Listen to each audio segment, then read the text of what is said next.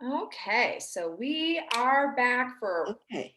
right. So my thought was that we would do three, approximate three podcasts on prophecy, divining, that sort of thing. One of them, that today's, will be comparing prophecy to other kinds of predictions. And then the next one will be how to do it. And then the one after that will be about whether the future is fixed. Is there fate? And that will be then the third one. So there's nothing unusual about predicting the future. We do it all the time. If I look at the weather forecast and I decide, okay, it's going to be raining, so if I go on my walk, I should take rain clothes. I mean, we do that all the time. If I'm going to cook noodles, I look on the box and it says, okay, cook them for 5 minutes. That's predicting them to be ready in 5 minutes, right? We do it constantly. It's how we plan. It's how we move into the future. So there's nothing unusual about that. Furthermore, prediction is really important for science. In science, you have theories, and then from those theories, you generate predictions that are then experimentally tested in various ways, and then they come true or they don't come true. That either confirms or disconfirms the theory. The thing is that these kinds of predictions are very different from what we do in prophecy. And so this time I want to talk about how prediction as prophecy is unlike these other kinds of prediction. What I remember some years ago, I read about this famous experiment where they were going to prove that prophecy does not work, that it's impossible. And there are lots of people who have that as their agenda because they believe that if there is prophecy that's true prophecy, that proves that there is a supernatural, and they don't want there to be any kind of supernatural. So a lot of people have a big stake in proving the prophecy is wrong, is not possible. So they decided they would do this experiment that's going to prove it. They had a couple of thousand people at least. I imagine most of them were undergraduates taking psychology classes. And the way they ran this was they had 5 cards. Each one had something, like one has a circle on it, one has a triangle, one has a square, and so on. There was shape on them, and you're supposed to predict in it. They show on the screen 1 card at a time, and then you're supposed to predict before you see the cards what order will those 5 cards come in. Well, they found after testing at least a couple thousand people that people were no better than chance at predicting the order of these cards. So they concluded, therefore, prophecy is impossible. Now, what I want to say is that, therefore, they don't have a clue about what prophecy is, because I know I couldn't predict the order of 5 random cards. It's not the kind of thing you can see. You can't take a tarot deck and open it up and say, okay, here, I predict a card with a circle is going to come first. I mean, it doesn't work like that. It isn't something that matters. It's not important. It's not the kind of thing that anybody would ever think about or worry about. And so clearly they had a lot of things wrong in this experiment, but the most important thing was that they misunderstood what kinds of thing prophecy is. The situations in which people want prophecy, for example, I remember my son JJ came into town some years ago. It was snowing, and his plan was to go from Columbus to Chicago for a meeting, and then he'd come back. But there was this big snowstorm, and so he asked me whether he would have any trouble on the road. So I looked, and what I saw was that he was having trouble opening his door. He could not get the door to the hotel room open. And I saw from at the end of the hallway that he was standing in, there was a window and I could see that it was the sky. I could see the sky through the window. So I knew he was on an upper floor. And I could feel his frustration that he could not open the door. And so I told him, well, you're not going to have any trouble with the snow because I don't see any trouble, but you will have trouble opening your door. So then it turned out that what it was he had a card, a key card, and the key card had somehow gotten unmagnified or something, and it didn't work in his door. He was on the 10th floor of the hotel. So the whole thing was as I predicted, right? I got it from a vision. Now, the question is, how did I get this vision? So it isn't like random cards that you predict on a screen. It's something he needed to know because any kind of ordinary predictions could not have told whether on the drive to Chicago he would slide off the road or you can imagine all kinds of scenarios that would have happened. Goes into the rest stop and you just can imagine. There's a truck full of clowns. Goodness, you don't know, right? You don't know, all kinds of things happen. None of that happened. So the question is, how did I get that? That's what people want to claim can't happen. Now, it happens, and I know it happens, but they want to prove that it doesn't happen. It's information from nowhere. So the first argument that they make to say that this ain't happening, that prophecy never works, is that it's often and normally vague. So they say it's vague and therefore it can't be proven.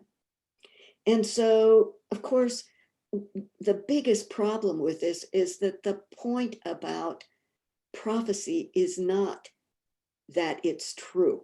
And I'll develop that. So the function of fortune telling is to give advice and guidance. Now, when you use a tool, like for example, the I Ching, it's vague because it's got a lot of functions, a lot of uses. For a couple of thousand years, people have been using that particular tool, and it's given the same prophecies, and they still work.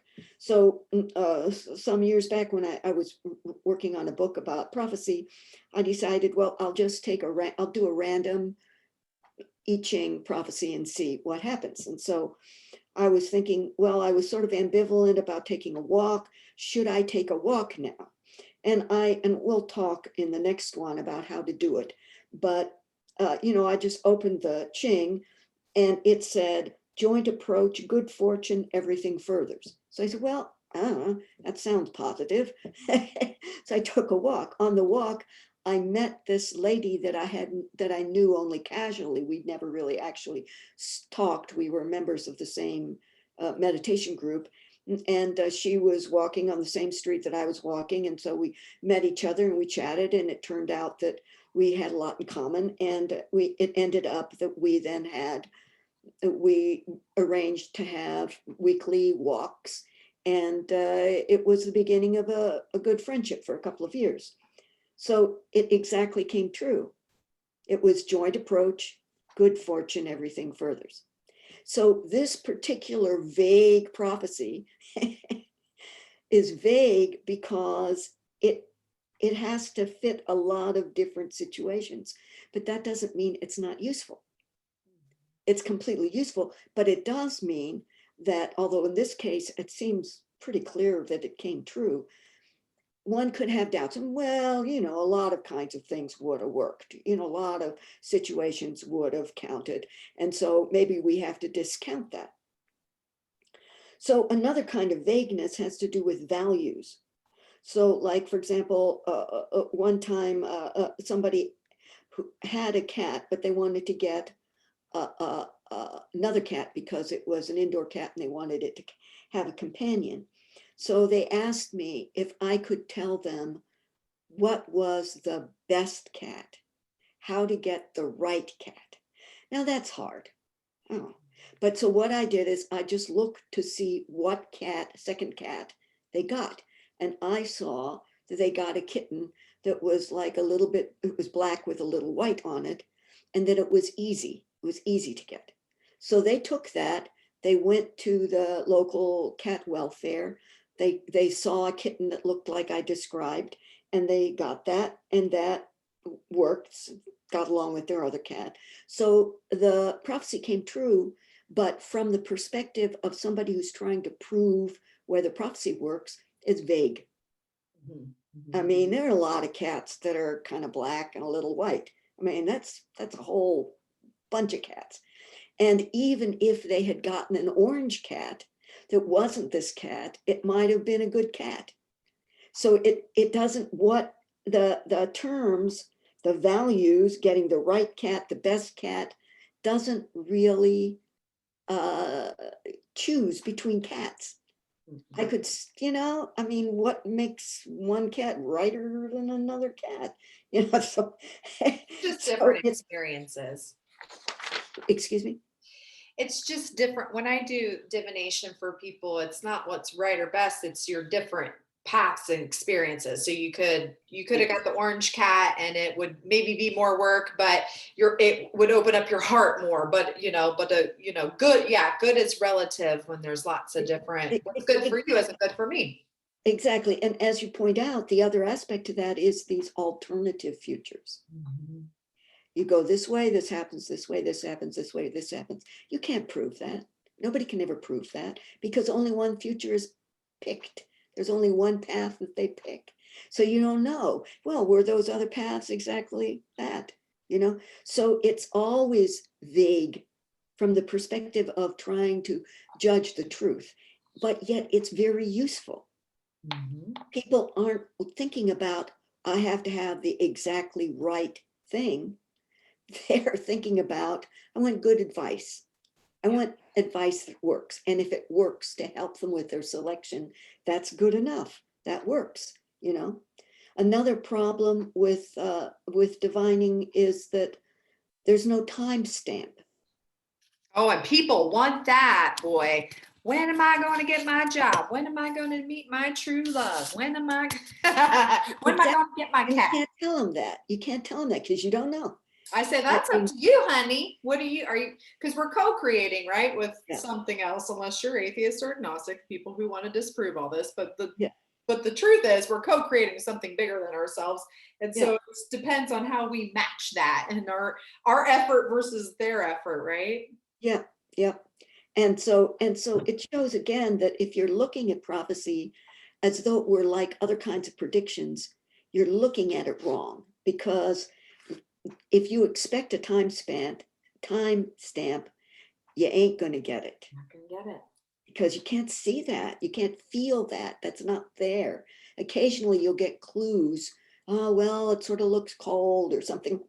I mean, you can't tell. An example where my eldest son, he was living in an apartment. He wanted to know about, was there some problem with this apartment or, and I said, well, I see you in an apartment where there's a fire that's caused by water. And that seemed ridiculous. How does water cause a fire? And it didn't happen until 4 years later. When he was in an apartment, the basement flooded, mice had chewed the insulation off of wires. The wires sparked with the water. So the water caused the wires to spark, which then caused a fire. Now, was that a true prediction or a false prediction? I mean, it didn't have a time stamp. It wasn't the apartment he was living in, so it was false with respect to that apartment, but it was true if you wait 4 years. And there are a lot of predictions that are like that. And it's very frustrating. As you say, it's very frustrating for people because they want to know, well, I'm going to take this trip. Is there something I should worry about? And then I'll see something but it turns out it's not that trip. It's some other trip they take. Furthermore, where the predicted event happens is not always clear. And I imagine that's true for you too, right? I mean, I can feel large bodies of water. I can oftentimes feel if it's in a city. Sometimes I can feel mountains, but I don't know where. Yeah. I don't know where this is going to happen. And so that gives the prophecy another sort of vagueness. I can feel this is going to happen in a big city. I don't know what big city. I don't know when, right? And so that's another thing that people shouldn't expect from the prophecy, and that makes it different from other kinds of predictions. And other kinds of predictions that, if I want a weather prediction, I don't want it to be vague about when and where. Mhm. I want it to be here now, or whatever, right? I mean, the vagueness makes the prediction untrue. If it had that vagueness, it wouldn't be useful. Whereas with the divining, it's still useful because it helps people plan, notice, look, So the prophecy then has got these types of vagueness, and part of also another thing that happens is the role of interpretation. So seeing something, it's like a photograph. It's completely out of context, and you don't know exactly what you're seeing. So for example, I had somebody ask whether they were going to get back with their former girlfriend. They really still had a crush on her, and they were kind of wanting to get back with her. And so I looked and I saw them hugging the girlfriend. So I said, well, I see you hugging the girlfriend. So he was happy, and that sounded good. And indeed, he did hug the girlfriend. Next time they saw each other, she ran up to him and hugged him. And then she said, I'm so happy. I'm engaged to so-and-so, and I'm going to get married in 6 months. Oh, oh, poor guy. Yeah, so the prediction was true, but it was Yeah, but the in my interpretation, you can interpretation, it was interpret what false. the hug means. Exactly, exactly. I mean, does that happen to you? So that's the main way in which mine are false. When they're false, in my experience, is that what I see is right, but I misinterpret it. You know, Yeah, I don't know. I think I see differently. I don't see the same things you do. Like I see, when I look into things, I don't get, I don't know how to explain it. I'm trying to think of how to, like an example, because I do it now for a living for several years. So it's kind of like there's different examples, if someone, but I've kind of made it so that I tap into more of what people need to do to get to their highest path rather than like, but though I must say, sometimes I do get a word or a picture. I have one girl who is in college, and she was so fun to read because she just wanted me to look at her dates, who she was going to date. So I could say very specifically, this guy doesn't want a serious relationship right now. He's like this. This is how he kisses. This is what he's like in bed. And she could come back and be like, wow, that was really true. So that was fun to like see, like I can hear, my main things are to hear what people's children and partners are yeah, thinking and feeling only with their permission. It's like the stuff they want to say to them, but they don't know how.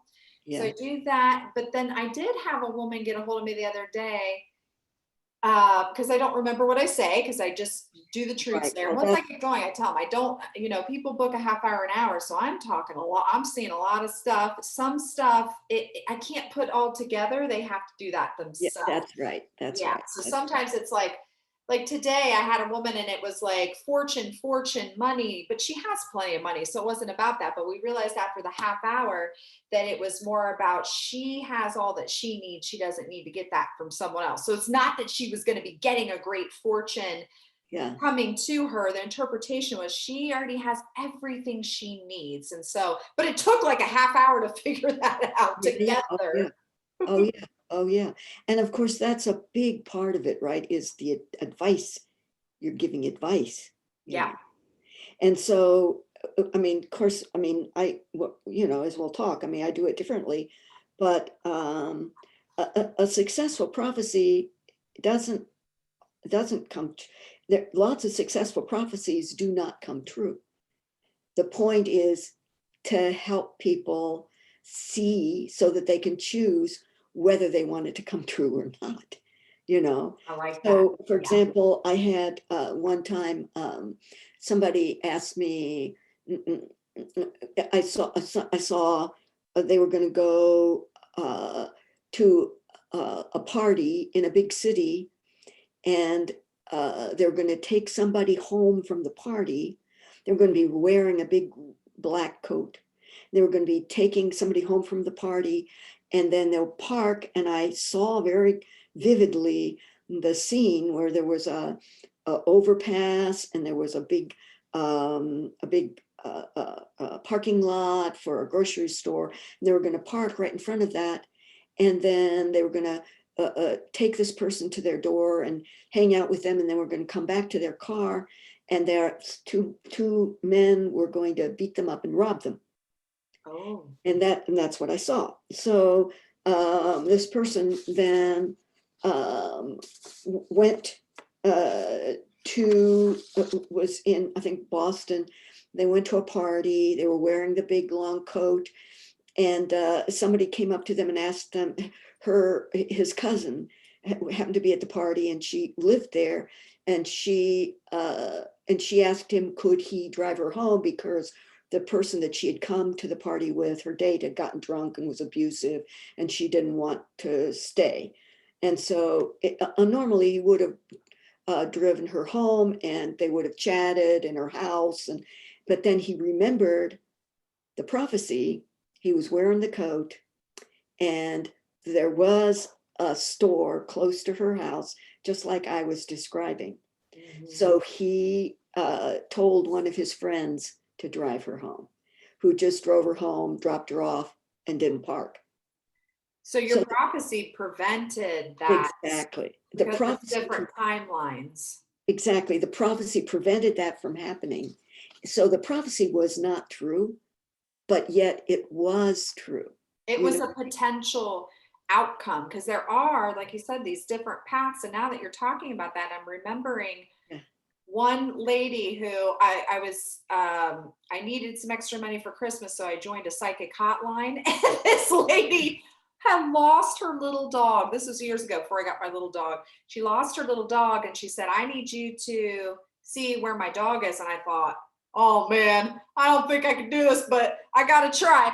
And I'll be darned if she was in Sedona or New Mexico. I would close my eyes for that. And I was able to track the dog, but I was behind. I was always behind the dog, so I couldn't get ahead of the dog. Yeah. But I was like, I see a flower shop. This is the name of the shop. This is the street it's on. She's like, oh my gosh, are you sure you're in Ohio? We have that flower shop. This is the name of the street. And then I go, oh my God, 3 houses down, second reading, at 3 houses down, the dog is eating some kind of like bird seed or something in the back of the yard, of someone's yard. So the lady goes and she finds the yard, and the lady who owns the house is like, yes, I've been feeding cats and I saw a little dog eating there, but that was a couple days ago. I just could not get on the right timeline for her to find her dog. That's sweet. That's sweet. I mean, that says something about what you were picking up, it says something about what you were reading. Very, very interesting. The fact that I could see the shop name, the street name, then I saw it at the Walmart. I saw the way the fence looked at the house. So I can astral project out, or I can go to different places. Yeah. It's about time is, when she was little, she came in and she goes, time isn't linear, it's circular, and I'm from the future. I've mentioned that before. So time is just a funny thing. I know, and I'm looking forward to, we're going to definitely talk about that, because that is absolutely so relevant to this, right? Mm-hmm. Because one of the problems that people have with telling the future is they say, well, look, the future hasn't happened yet. So how can you know? I mean, it's one thing to be able to predict it because you've had, inductively, you've had a lot of experience with you know, if it's cold, then you wear your coat, and if you don't wear your coat, you'll be cold, that kind of stuff, right? You can do that, or science can predict by knowing causal relationships, physical causes, because substances stay the same, right?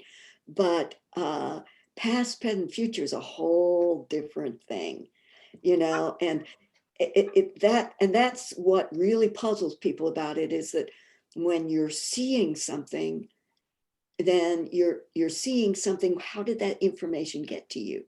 You know, Well, we're all connected, right? We're all one. I can see about, in the last couple of years, I can see up to 3 months in the future has already been created and manifested. Most people, and they still got a couple paths, but I can't usually see beyond, when it comes to prophecy, I can't see beyond 3 months because it's not, we haven't created that yet. We haven't decided yet. We haven't had the thought process yet. Whereas prophecy or prediction, I'm going to predict that if we don't change our ways, yeah, global warming's going to take down the earth. exactly, Like, exactly, hello, common sense, people. exactly. We don't need to be a prophet to know that, right? Right, hypothesis says. Yeah, I agree. I agree. And Oh, so basically, whether the prophecy comes true or not isn't what's important. right. And the accidents, as you say, giving people, saying people, well, if you take this path, this will happen. If you take that path, that's what happen. Like the idea that the accidents, that is, for example, that this guy was wearing a black coat, you know, and so that's really relevant. Yes. That's really relevant, That's even the though proof. That's the proof that prophecy is totally. relevant, that it is real, that it is, Yeah. it's not going to be like perfect, but those little clues. Those are the clues. So, and so validating the prophecy oftentimes is validated by, in my case, and I imagine the same thing is true for you, by telling the person something that they know that I don't have any knowledge of. People love that for But prophecy. don't they? So for example, Yeah, they I mean, are.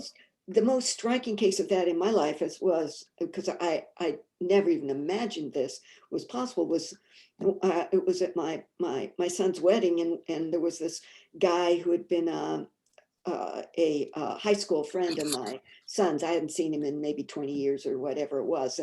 And you know, and we were chatting, and he said, well, you still do that, you know, telling the future stuff. I said, yeah, you know, well, you want to tell my future? You know, it's okay. And I looked and I said, oh my God, your house is built on sand. If you keep living there, you're going to die because the ceiling is going to collapse on your head. Oh no. I mean, This that is was the most unusual thing I have ever seen. Who would build a house on sand? But then it turned out that this guy had, he for his job, I don't remember what it was, but he travels a lot, and he and his wife had just bought a newly built house. I think it was in West Virginia, but I could be wrong about that. And it was that, unbeknownst to them, it had been built on top of a chemical waste, and they put that it was bad poisonous stuff, and they just put 9 feet of sand on top of this waste, and then they built houses on it, cheap houses, sold the houses. And he had just learned about that their house had been literally built on sand. And so I must have been reading him as opposed to reading the future. And then I saw that through him. And then he said, oh, well, actually, he and his wife he had argued a lot about whether they should buy this house or not. And he never wanted to bring it up, but he had been noticing that there were suspicious cracks in the walls, and that the porch was starting to lean dangerously. wow. That's specific. That is a specific prophecy. Yeah, totally. And so he said, okay, since I had seen it, that was validation. And then he and his wife decided to move, you know. Good. Yeah. Whereas I prophesied for somebody else once, You got to sell your house. You got to sell your house. I can feel it. It was just, you know, oh, it's going to go really down in value. They were living out in the country. I didn't have anything to tell them like that, very specific. I just, you got to sell your house.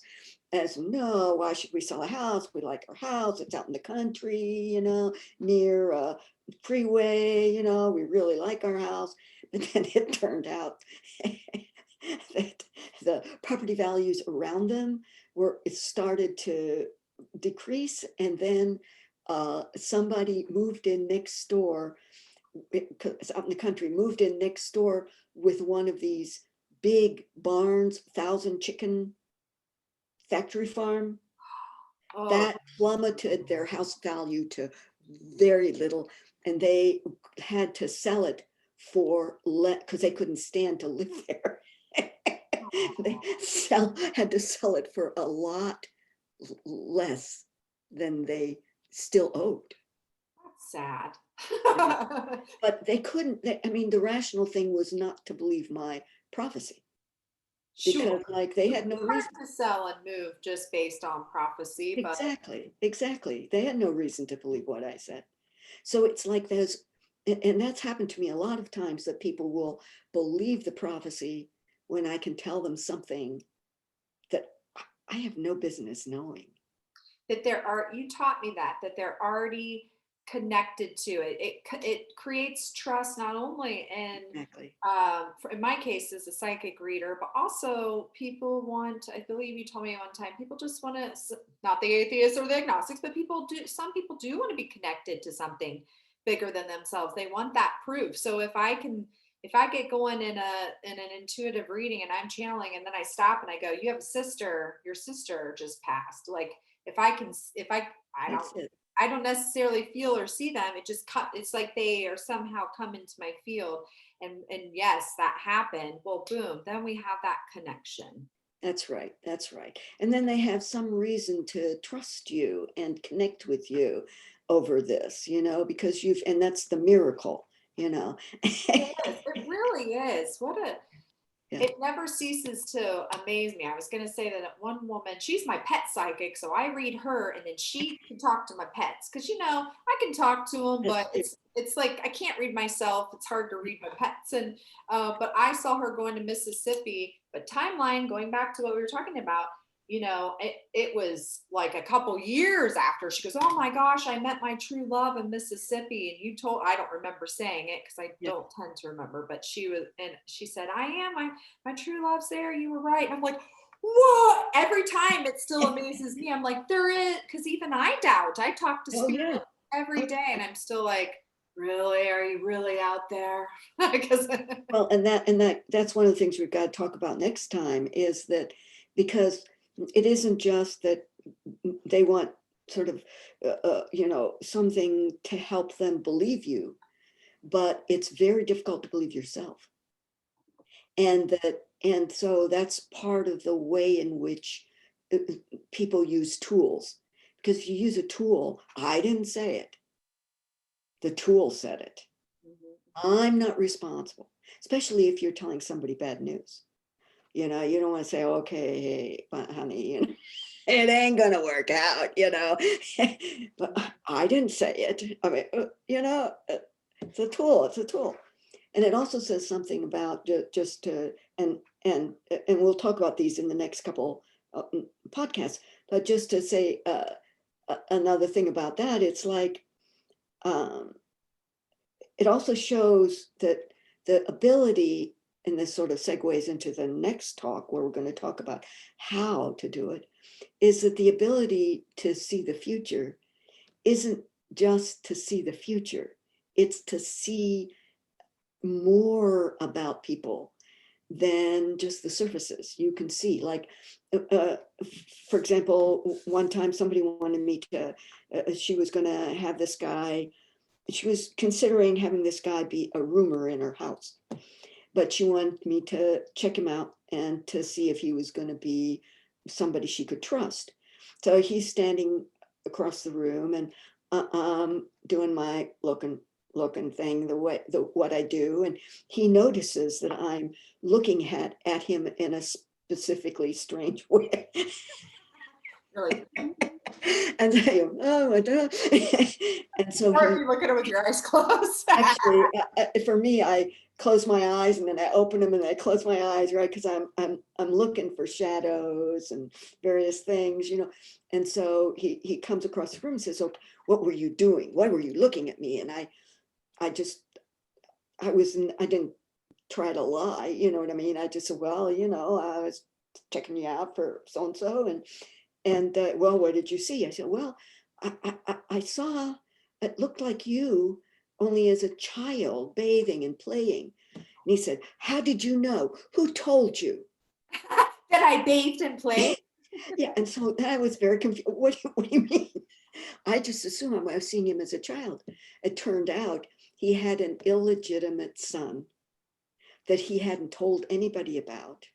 He was hiding that fact from everybody. It was shameful from his perspective. It was shameful. And so he was hiding it. He didn't want anybody to know about that. So, but as we'll talk, secrets are the easiest thing to see. Interesting. I wonder if that's why when people say tap into him or tap into her, I can see they're into it's almost like people want to be seen. I mean, I know that guy's like, wait, how did you know? Why did you look? But for me, it's like, you know, a person. I had a guy come in, a husband come in the other day with spider legs. It was actually hard to get him out because he wanted to be seen. He wanted the truth to come out. He wanted to know, you know, Yeah, he wanted people to know he was half creepy spider or whatever. yeah, But they do sometimes when I call, and to be honest, usually it's women and they're asking about men. When I call the men in to talk to them or to be the medium in the relationship, sometimes they're like this, I don't want to talk. And I'm like, and I'll tell the person like, hey, this person doesn't want me to prophesize or to intuitively read them. They're very close. But boy, I'm telling you, so 9 times out of 10, when I say that, their being comes forth and goes, well, I kind of want to be seen. I kind of want to be heard. Like people want to be seen and heard. They are not, I think the majority of people are not happy keeping all their secrets, or they want to reveal. It's yeah. almost like they don't know how. And that's where being a I medium mean, is. that's a possibility. It's also, I think, true that when people are keeping a secret consciously, they're holding it Right in their field. Yeah, it's right, heavy. right in front of their face in case they give it away, you know? So they Uh-huh. don't want to give it away. I'm thinking, I'm not going to say, I'm not going to say, I'm not going to say, I'm not That's a going to good point. say So it's easier to this. pick up. And I've gotten into a lot of trouble in the past by seeing this stuff on somebody, not remembering that I saw it as opposed to they told it to. And then I tell somebody else and then say, how can you, you know, tell people my secret? Sorry. What told me? Yeah. So, and that's something we'll talk about. I've developed a way of being with people so I don't see. I've had to do that because it got to be too weird. So for people that see, what's the best way to turn that off? Like, what do you, I don't even know how I turn it off, but I've learned to do it. I tell people, because people want to hang out with me now because they want the prophecies, you know, or they want Yeah, the touch. And I go, oh, no, no, I have to close shop. And I said, to me, it's almost like a different part of my brain. I don't know if that's true or exactly. not, but I wondered if they put those if Yeah, they did that, if science came in and tested my brain when I went into intuitive prophecy yeah. versus the people that want to hang out, I'm like, there's a time and place for that, but I have friendship Dawn and she cusses and she's not that she might not be that spiritual. So which part of me are you wanting here? Because there's a I, couple I different think parts. I think you're absolutely right. And that's one of the things we'll talk about next time is how it's done and how you can do it better. But I think that my opinion is there is a supernatural element Yeah. and we'll talk about that. But there's also a part that you can develop in just in the crudest way. I would say it's the right hemisphere versus the left, right? You know, and that people, especially in your case and in my case, we had stressful childhoods. We have to go to So intuition. we had to develop that. Yeah. It was like my logic wasn't going to keep me safe. I had to Exactly. know when she was, when is she coming at me with a knife? When is she coming at me with a stick? I had to know that before it happened if I That's wanted to right. survive. So yeah, I That's right. learned how to. That's right. And in my case, because my parents insisted on speaking German at home, and I didn't learn English until I went to school. So I didn't know the language. Everybody was going blah, blah, blah, blah. And oh, what are you saying? So I had to find a way to see what it was they were trying to communicate that wasn't words, Wow. you know. That is something. Yeah. Yeah, I would love for this scientific experiment to go back and to use us with the I'm telling you, I might be able to do the cards. I might be You able think so? to. I'm 100% sure I couldn't do the cards. Yeah, I've had a couple times where I've been if I can step out of the way and not care, that I Yeah. can, but I still, what a sad experience. It sounds like this was an important experiment with which a lot of scholars base Yeah, prophecy. because people have a lot of stake in proving that divining isn't possible. I've seen a whole bunch of books about that, and read some of them, because they don't want there to be a supernatural, and they think that's their option.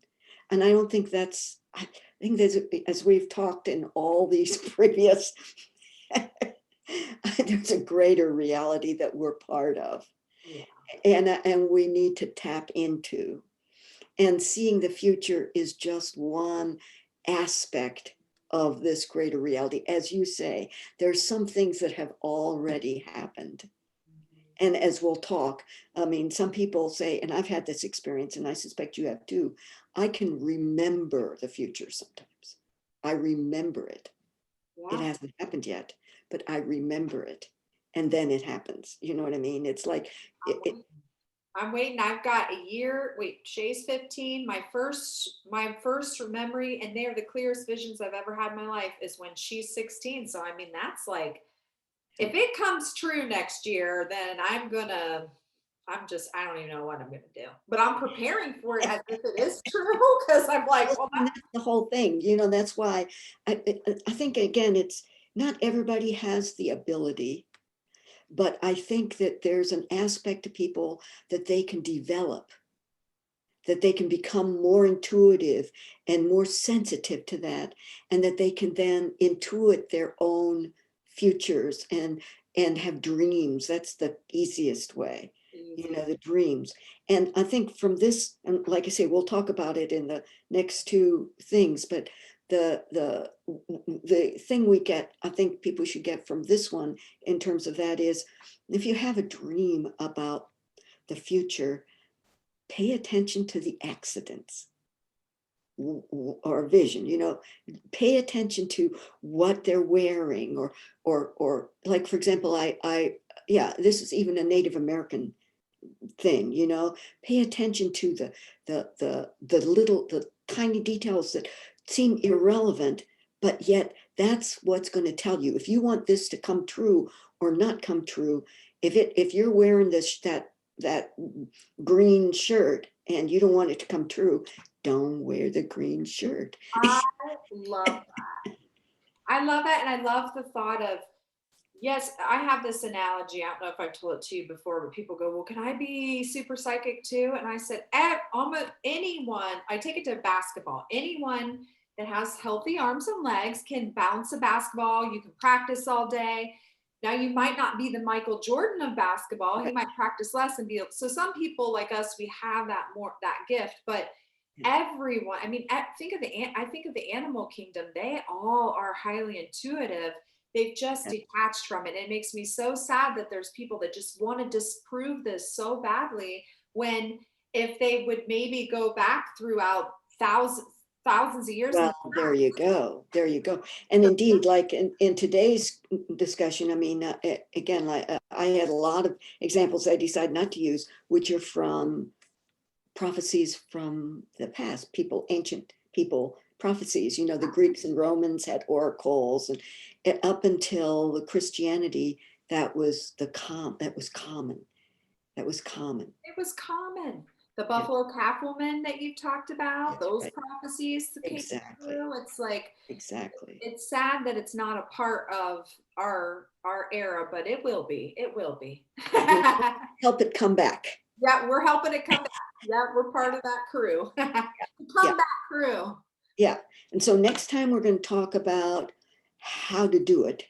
We're going to talk about those kinds of issues and about in what sense is it supernatural and what sense isn't it, and all of that, all of those sorts of issues. And then the one after that, we'll talk about fate, karma, Oh, I love that. that kind of. I gotta admit, I've done readings and I've seen some, and I tell people that it's just little glimpses, not everyone, but there are some things that I'm like, oh no, this is good. I mean, it's written in the stars. Yeah. That there's sometimes, exactly, me too. I mean, I can tell most often, more commonly than not, whether a certain thing is fixed. Yeah. Or whether they have some way around it. And if there's some way around it and they don't want it to happen, I can tell them, well, if you do this, or don't do that. And that, folks, is the whole gift of prophecy. It might not be detailed, not be able to give you time, but if it's not fixed, you do have some, control. Yeah, but we'll talk about that. We'll talk about that. Okay. Sounds All right. So that's a wrap. Okay. All right.